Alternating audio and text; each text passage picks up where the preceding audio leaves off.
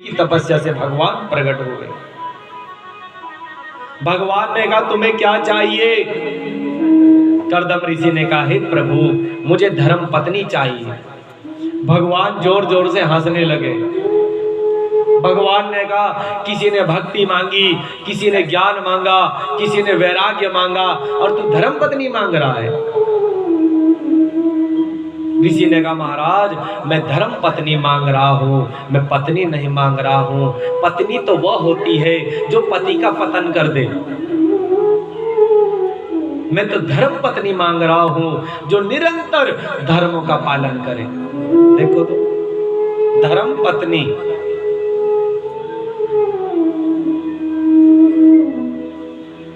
गृह लक्ष्मी, भार्या। तो इसलिए महाराज मैं यही मांग रहा हूं जो मेरे साथ 24 घंटे भगवान के नाम का सुमिरन करती रहे बस। अरे भगवान बड़े प्रसन्न हुए। भगवान ने कहा जा तीसरे दिन तुम्हें धर्म पत्नी मिल जाएगी। नारद ने कहा मनु और शत्रुपा को मुझे पता है आज तीसरा दिन है, जाओ कर्दम ऋषि प्रतीक्षा ले रहे होंगे। मनु और शत्रुपा लेकर के गए अपनी पुत्री को, देवहूति को, इशारा कर रहे हैं। कर्दम ऋषि बैठे हैं। कर्दम ऋषि ने आसन बिछाया और कहा अगर इस आसन पर बैठेगी तो मैं उठ करके चला जाऊंगा, और अगर इस आसन पर नहीं बैठी मैं फिर भी उठ करके चला जाऊंगा। तब देवहूति मैया खड़ी है। देवहूति मैया ने आसन उठाया, कुछ दूर ले जाकर के बिछाया, फिर बैठी।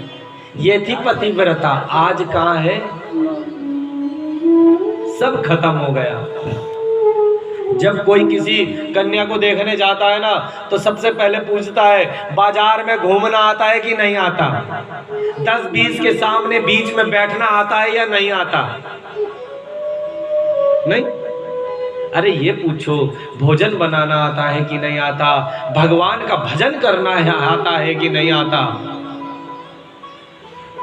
इसलिए कर्दम ऋषि बैठे हैं, देवहूति मैया पुत्री नहीं बैठी। आज सब ढंग बदल गया। तो कर्दम ऋषि को मनु महाराज ने कहा महाराज ये हमारी पुत्री है, हम चाहते हैं आप इसको स्वीकार कर लो।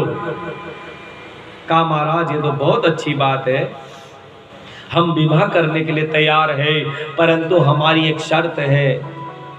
वो क्या शर्त है? जिस दिन मेरे घर में एक पुत्र का जन्म होगा उस दिन मैं घर को त्याग दूंगा। मनु महाराज ने कहा हमें तुम्हारी शर्तें स्वीकार है। और वही 36 के 36 गुण मिल गए। गुण का मतलब समझते हो? विचार। जहां विचार मिल गए, कर्दम ऋषि ने देवहूति का हाथ छोड़ा और सीधे भगवान के ध्यान में बैठ गए।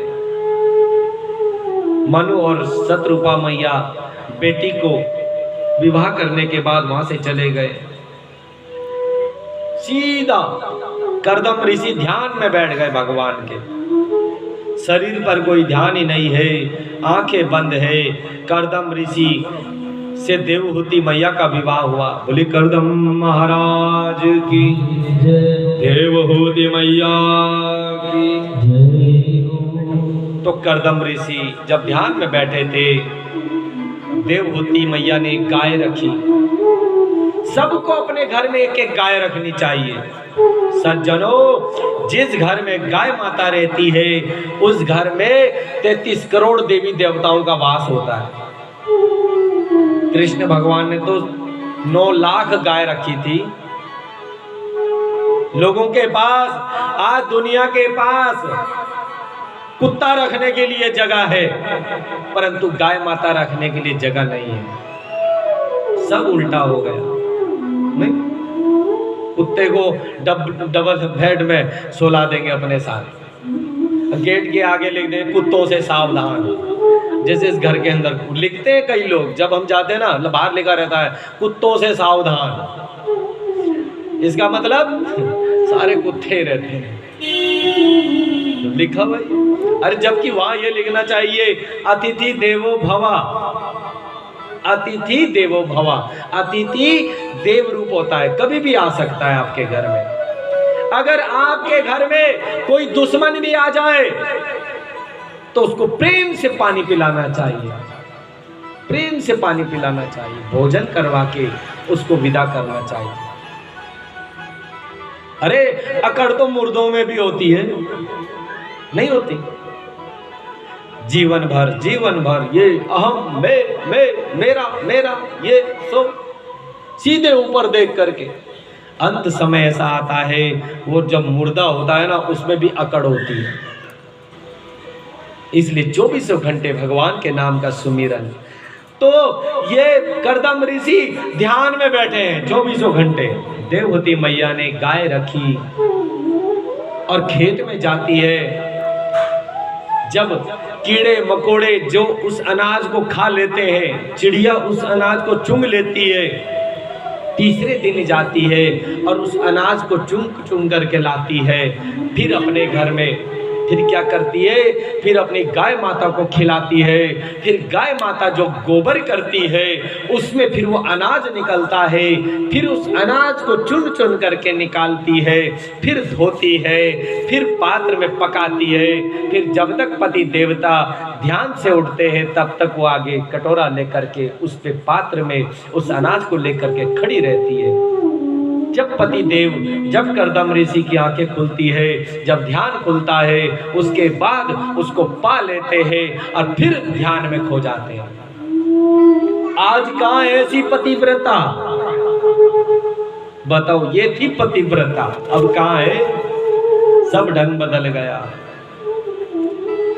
फिर करदम ऋषि ने देवहूति का हाथ पकड़ा और सीधे भगवान के चिंतन में डूब गए।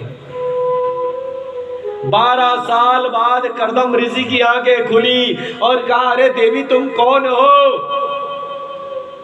देवहूति मैया ने कहा, स्वामी मैं आपकी धर्म पत्नी हूँ।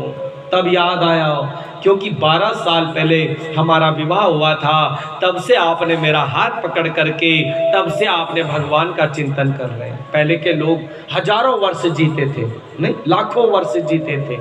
अब 100 भी नहीं है, 50 भी नहीं है। इसलिए दोनों पति पत्नी भगवान का ध्यान करते रहते हैं।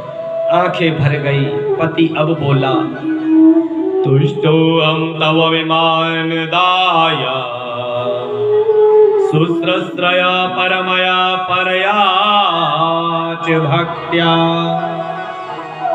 पति अब बोला, तुष्टम अहम तुष्ट, मैं आज प्रसन्न हूँ, मैं आज खुश हूँ, संतुष्ट हूँ, क्योंकि तुमने मेरी सेवा की है। आखिर मनो और शत्रुपा की जो पुत्री हो, इसलिए कभी कभी बड़ाई भी कर देनी